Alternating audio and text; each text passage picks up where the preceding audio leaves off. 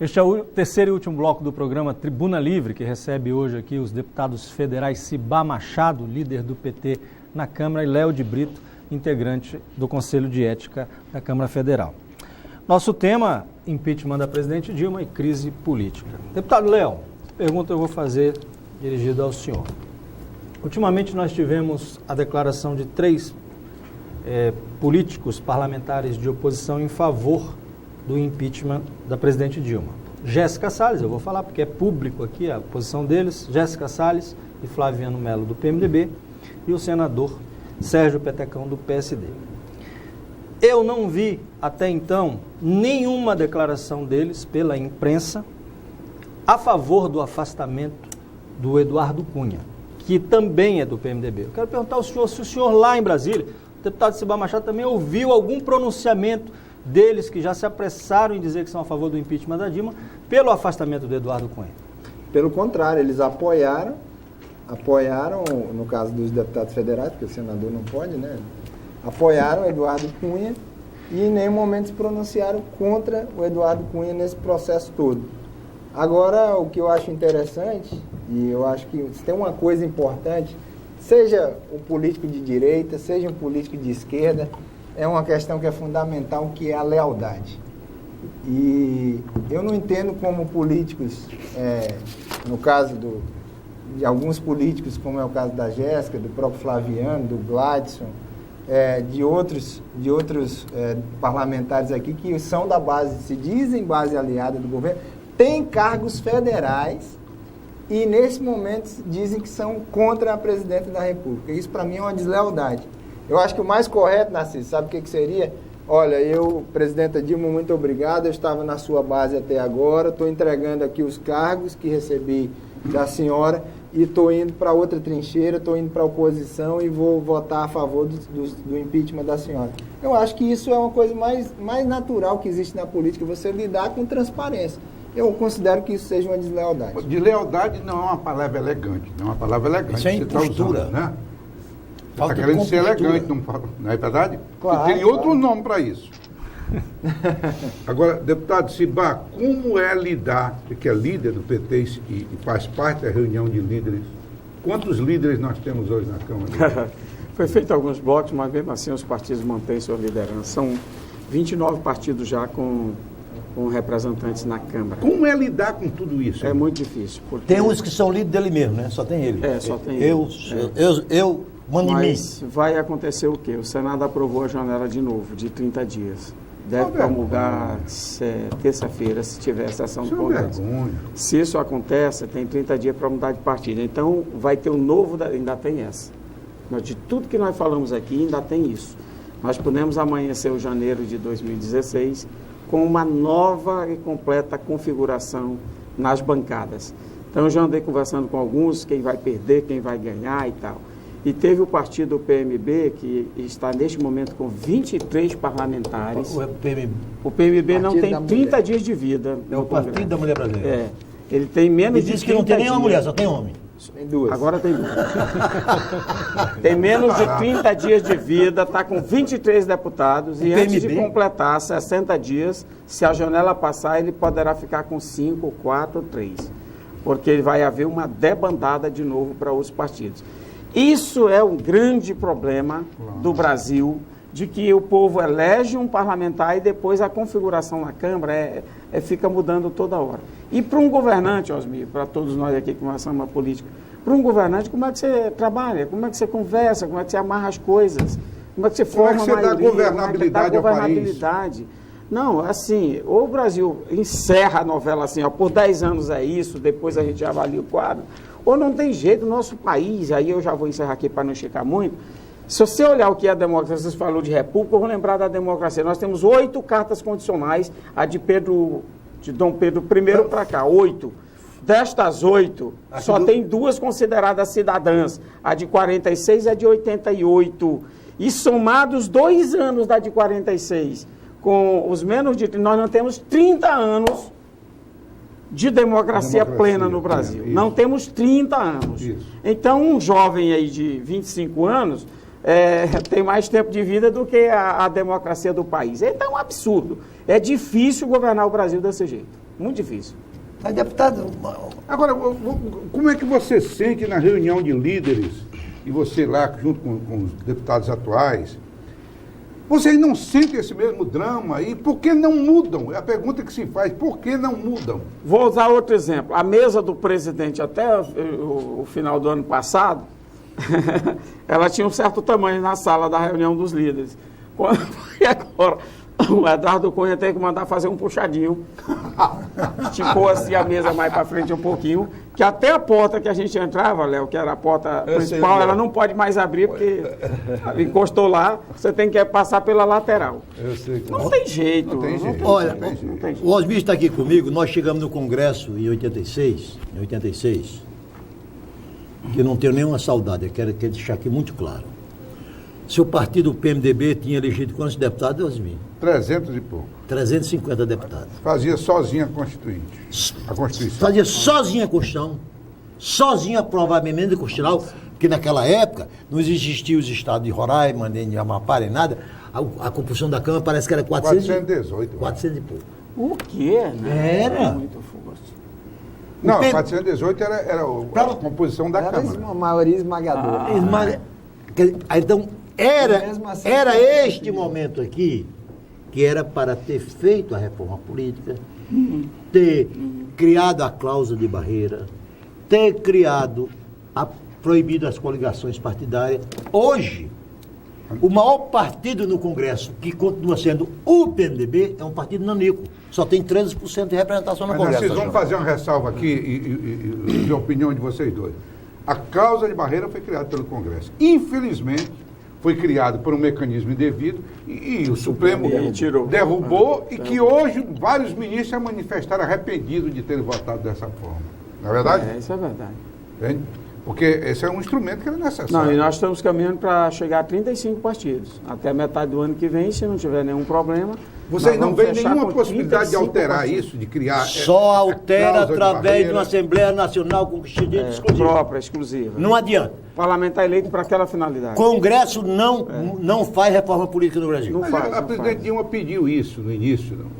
Não? Foi pedido agora. Infelizmente, o que nós tínhamos agora era uma anti-reforma política. Era fazer o tal do distritão. Pior ainda. Era uma coisa Era uma horrível, era uma remodelação anarquia violenta política. do sistema Você brasileiro. ia acabar com os partidos, ia ser a coisa das personalidades, ia ser o pior dos mundos, Ô, Léo, com certeza. Sibá, na Se última já tá eleição, ruim, ia ser pior ainda. na última eleição alemã, que a Angela Merkel volta a ser premier, ela vinha de uma coligação, ela tinha tirado 48%, feito 48%. Ela fez coligação com um partido lá que tinha 15 ou 20 parlamentares, para compor a maioria. Veio a eleição parlamentar, o partido que tradicionalmente se aliava a ela não atingiu a causa de 5% dos votos. Não atingiu. A quantidade de votos permitiria que elegesse 15 ou 20 deputados para compor a maioria. Mas como não atingiu a causa de barreira, nenhum. Não elege nenhum. Não elege nenhum. Mas eu gostaria. Todos fora. É isso que está faltando. Você chegar naquele Congresso, já na Constituinte, eu me lembro que o Gabeira era o único deputado do PV, né? Aí o Luiz Guimarães, como vota o PV? Como vota o líder do PV? Ora, isso é uma pilhéria, né? Mas vamos aqui fazer vamos ver como vai ficar o Brasil. Eu ver a opinião de vocês que estão, inclusive, vinculados ao partido do governo. Não caçam a presidente Dilma, não vão caçar. Há número suficiente que não permite a cassação, isso é claro. E eu acredito que estou dando mera opinião pessoal, eu acredito que o atual presidente da Câmara seja afastado da Câmara dos Deputados. Como é que você acha que ficará após isso o Brasil e o Congresso? Olha, eu acredito que nós, depois desse processo, porque a oposição está apostando todas as fichas nesse impeachment, em derrubar a presidenta Dilma. Desde o início está claro, desde que acabou a eleição de 2014. Então, na minha opinião, nós vamos ter, eu acho que a presidenta precisa mudar a política econômica, porque essa política econômica atual é uma política recessiva Mas entendo, Cibá, que eu acho que nós temos que fazer uma concertação nacional. Acabou o terceiro turno. Eu acredito que a presidenta Dilma vai escapar disso e eu acho que é fundamental, inclusive, que os ex-presidentes sejam chamados depois desse momento. Isso. Lula, Fernando Henrique. E eu acho que a gente precisa fazer uma grande concertação nacional. Léo Paco de Moncloa, na Espanha. Para o Brasil voltar a crescer, porque as pessoas não estão querendo mais confusão política, estão querendo que a gente tenha uma normalidade democrática, que a gente tenha um mínimo de governabilidade política e que o governo possa cumprir o seu projeto que foi aprovado nas urnas. Eu acho que é isso. É basicamente o que as pessoas querem, minimamente o que as pessoas querem. Então eu tô acreditando nisso, mas para isso nós precisamos resolver essa situação. E qual é a sua opinião sobre isso, Vidas? Amigo, olha, eu acho muito difícil, do jeito que está o ambiente, tentar um esforço de líderes nacionais se encontrarem. Da política.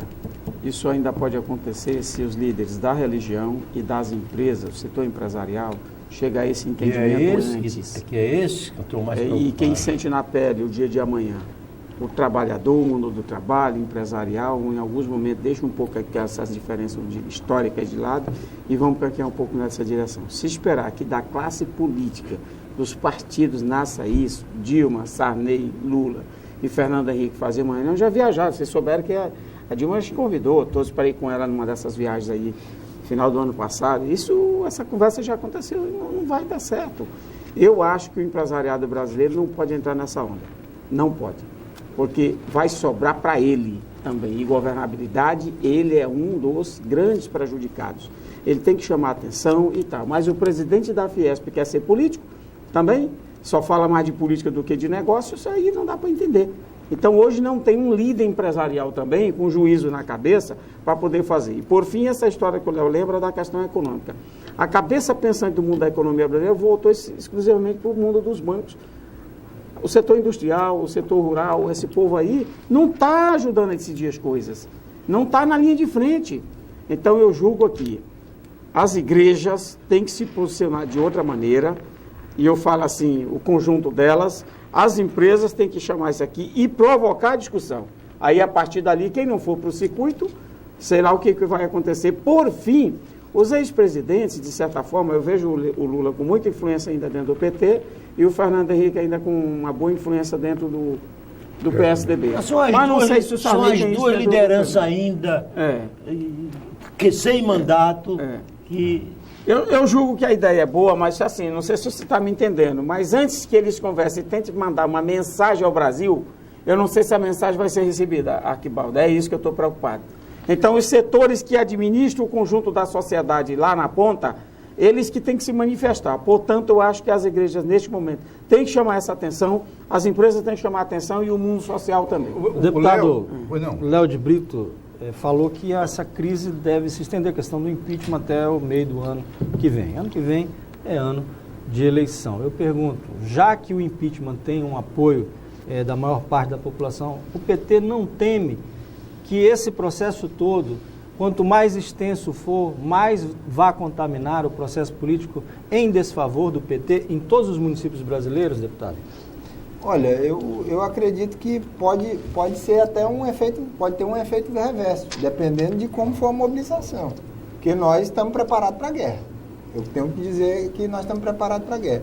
É claro que nas eleições municipais do ano que vem, esse ambiente político nacional ele vai contaminar de alguma maneira. Mas não podemos deixar de levar em consideração que as eleições municipais elas têm características próprias. Na eleição municipal você está discutindo o esgoto, está discutindo a educação básica do filho, a saúde, a rua, né? São outras Ela é paroquial, questões. Né? As pessoas e elas olham muito para o candidato. Olha muito para aquilo que é o candidato, para a capacidade que ele vai ter de gerir, de ser o gestor da cidade. Agora, é claro que nós do PT estamos nos preparando para um ambiente de muita hostilidade por conta da crise que está acontecendo e também por conta do ambiente econômico que está prejudicando os municípios. Só que ao mesmo tempo que ele prejudica quem está na prefeitura. Então prejudica tanto os partidos de oposição quanto a gente. Então tenho certeza que alguns municípios vão mudar de gestores que hoje são ocupados pela oposição, são geridos pela oposição, e que o PT, por exemplo, terá a chance de ganhar aqui no Acre, pode ter várias situações como essa. Então, eu acho que é mais ou menos essa leitura que a gente faz preliminarmente. E nisso aí, Arquibaldo, ele tem, do meu ponto de vista, ele tem razão. Vamos pegar as últimas eleições aqui do Acre. Eleição estadual. O governador Tião Viana venceu as eleições, no entanto, o candidato pela presidente da República teve uma votação pífia aqui no Estado. Né? Então, as coisas não se misturaram. Mas eu quero aproveitar, meu líder, Cibá Machado, você tocou na questão econômica e en passant colocou a questão dos bancos, que direcionava mais para o banco. Você não acha que há uma distorção realmente na política econômica hoje, onde os bancos ganham bilhões? Porque hoje, antigamente se falava em milhões. Hoje é só na casa de bilhões de lucro, em detrimento da própria indústria, comércio. E mesmo com o PIB nessa situação que está, o lucro dos bancos no Brasil foram muito altos. Então, esse é um tipo de empresa que a economia pode estar do jeito que ela estiver crescendo, caindo no meio, eles estão sempre ganhando. O que eu estou dizendo é que não pode a política econômica ter a cabeça financeira, porque quem paga a conta não são bancos. Quem paga a conta é o setor produtivo. Nós temos que botar a agricultura para funcionar e botar as indústrias para funcionar. Olha a dificuldade que nós estamos tendo. Venda lá fora. Na hora de exportar, nós estamos perdendo uma série de coisas. Mas o mundo lá fora está comprando pouca matéria-prima. Mas o mundo da alta tecnologia continua funcionando. A venda de bens de capital, uma série de produtos da economia de alto valor agregado. E isto não se faz da noite para o dia. Porém, o que eu não sou da área de economia? O pessoal está olhando que nós estamos convivendo uma inflação que não é de demanda. Então, se aumenta a taxa de juros, você só aumenta a especulação financeira. Então, os bancos vão ganhar muito dinheiro de novo. Então, nós temos que pensar, de novo, aquela história, tem que reduzir a taxa de juros, o controle do câmbio tem que estar aí na faixa dos R$3, porque se passar para 4 é um problema para nós, mas também se cair para isso, arrebenta a indústria. Então, você garante aí um poder de exportação aqui dentro. E mais, o Brasil tem que abrir novos mercados. Aí eu vou encerrar esse ponto aqui dizendo... Para mim, a política econômica do governo da presidente Dilma pecou muito, né? Deixou de fazer os grandes acordos multilaterais.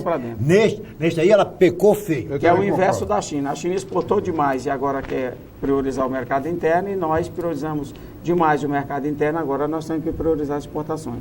Essas coisas não é simples, não é numa canetada. Mas ao fim e ao cabo, o que não dá é para a gente fazer isso. No começo aqui da conversa nós falamos que é uma possibilidade de redução. O relator está querendo tirar 10 bilhões do Bolsa Família, nós não vamos topar. O nosso deputado Paulo Pimenta, que é da comissão, já está com a emenda tirada, que diz que aí sim ele corta as emendas todinho dos deputados. Ótimo. Para segurar o Bolsa Família. O deputado não vai ter emenda nenhuma.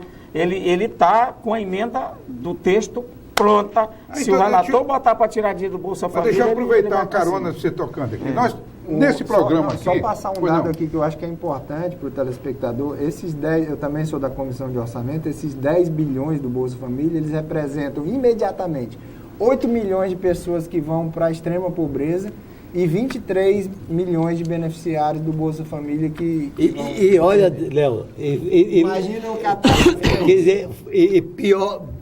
O benefício de tirar 10 milhões da extrema pobreza e fazer voltar para a extrema pobreza é pior. Mas nesse programa nós temos, notadamente o Narciso, tem feito inúmeras críticas aos programas sociais, não aos programas sociais, mas os desarranjos dos programas sociais. Descontrole. O descontrole, né? Que se investe muito, por exemplo, vamos pegar aqui o seguro defeso, né? Aqui no Acre, que tomou uma proporção que não deveria. Então, ao lado de evitar que retire emenda, que eu defendo os programas sociais. Eu também defendo, todos eles. Não é bom também começar a aparelhar melhor essa montagem do programa para evitar desvios? Vamos lá, rapidamente. O Bolsa Família, como começou no primeiro mandato do Lula, então ela criou um histórico de, digamos assim, deste controle. Você ainda tem uns pontos ainda de aberrações, mas ele tem 98% de estrutural. Ele hoje não volta mais atrás. Controle e tal, as coisas e tal. Não é o mesmo caso do FIES, porque o FIES veio, aí virou aquele boom, aí muitas faculdades particulares aproveitaram este boom e virou uma coisa complicada. Então o FIES não cabe aquele tamanho, tem que ajustar. O seguro-defesa, como você lembrou, teve uma cidade no Maranhão que tinha mais gente no seguro-defesa do que a população do município. Então, Taxista. claro que tem problemas. Não, aqui no Acre, no município de Sela Madureira, tinha mais segurado de defesa do que Piaba no Rio. Então, o ajuste é inevitável, senão bagunça também, né? Os programas sociais não podem sofrer por esse tipo de coisa. Mas então, ajusta tudo, mas não pode mexer no programa. Sim. Então eu só Não, encerro não, dizendo... Não, mexer no programa nunca. De jeito nenhum. Então o relator veio com esse papo, nós estamos aqui, como diz, armados até os dentes, nós não vamos permitir que mexa num programa dessa natureza. Lá na terra do pai do Léo, a gente diz armado igual a Lampião entrou dentro de Mossoró. De Bolsonaro. Mas escuta, bom, Nós estamos chegando ao final. só um minutinho. Certo. Meio Eu minuto. tenho a seguinte convicção: o movimento pró-impeachment não existiria na intensidade que está aí se não fosse pilotado pelo Aécio Neves, que perdeu as eleições. Essa é a minha opinião. É verdade. Eu vou citar aqui uma frase, sabia, e se você subscrever essa frase, que é de minha autoria. É de tua autoria, É da minha autoria, Osmir. Aécio Neves não Primeira soube, frase que ele está criando. não soube ganhar as eleições e muito menos soube perder. Só perder a eleição. Vou Subscreve dizer essa- da tribuna. Hein? Isso aí. Aliás, Debate de terça-feira. Não Aliás, soube eu- ganhar e não... Não soube ganhar. Aliás, e- o menos Maduro, ainda soube na perder. Venezuela, que é tão criticado, e o Scioli lá na Argentina, acho que sabem perder melhor do que o Aécio Não, Neves. porque não Aécio saber Neves- ganhar é Aécio natural. Neves- Aécio Agora, Neves- não saber perder é feio, né, doutor? Aécio Neves vai entrar para a história como o maior mal perdedor da história do Pronto. Brasil. Estamos chegando ao final do programa, 30 segundos para cada um dos nossos convidados. Deputado Léo de Brito, vamos alternar as Primeiro, falas. agradecer aqui a direção da TV Rio Branco, a você, Arquibaldo, o Narciso, também Osmi, meu líder Cibá Machado. E dizer, gente, que a gente conversou tanto aqui sobre democracia e eu acho que essa questão do impeachment, o que está em jogo é a democracia. Não dá para a gente utilizar um instrumento constitucional, legítimo, que é o impeachment, dentro de uma ilegalidade, dentro de, na verdade, interesses políticos que estão por trás desse impeachment. O impeachment não vai resolver os problemas do Brasil, o impeachment só vai aprofundar a atual crise política que tem consequências econômicas muito ruins para a população. Então, eu queria que você mesmo que votou no Aécio, que não gosta do PT, que não gosta da presidenta Dilma, eu acho que o que está em jogo é a nossa democracia. Então, não podemos banalizar esse instrumento, porque aqui não é uma república de banana, a gente não quer que seja como era a Bolívia na década de 90, que todo ano tinha um presidente diferente. Obrigado, deputado. Muito bem, eu quero Pode só subar. aproveitar esses 30 segundos para levantar o seguinte: nós temos que disputar essa situação, resolver essa situação do Brasil. O Brasil não merece isso, o país não tem esse histórico, o nosso país é um país ordeiro. E o que nós temos convencido na nossa bancada, Osmi, Narciso, o companheiro Léo acompanha. Nós queremos imediatamente taxar as grandes fortunas, os mais ricos têm que ajudar a pagar a conta, taxar mais ainda o lucro Osmi não dos aceita isso bancos. não, hein? É muito rico, É tem muito que ajudar a pagar o Osmi também. Altamente favorável. Questão do lucro dos bancos, tem que resolver isto. Saiba que os donos de jatinho, os donos de lancha de luxo no Brasil não pagam imposto, são isentos, isso é imoralidade. Nós temos que resolver essa situação. Portanto, tem que ter um maior equilíbrio do nosso país. O capital externo lá fora, nós temos querendo repatriar agora 400 bilhões de reais que estão colocados em bancos lá fora. Esse dinheiro tem que voltar para o nosso país e investir aqui dentro. Portanto, tem saída sim para o Brasil. O que não dá é para o país ficar atolado em firula período, porque, como você disse, o mal perdedor insiste em querer atrapalhar o nosso país. Não vai conseguir, porque o Brasil não vai ser esse tipo de coisa. E muito obrigado aqui por ter a oportunidade de a gente colocar este assunto mais claramente e com mais tempo aqui para a nossa comunidade acriana. Obrigado aos debatedores Narciso Mendes, Osmir Lima, em especial os nossos convidados de hoje, deputado Cibá Machado, deputado Léo de Brito, e a você que nos acompanha aqui todas as sextas-feiras a partir de 7h15 da noite ou durante a reprise do programa aos sábados também a partir das 7h15 da noite, enquanto durar o horário de verão. Na semana que vem estaremos de volta com mais um tema do Tribuna Livre. Até lá!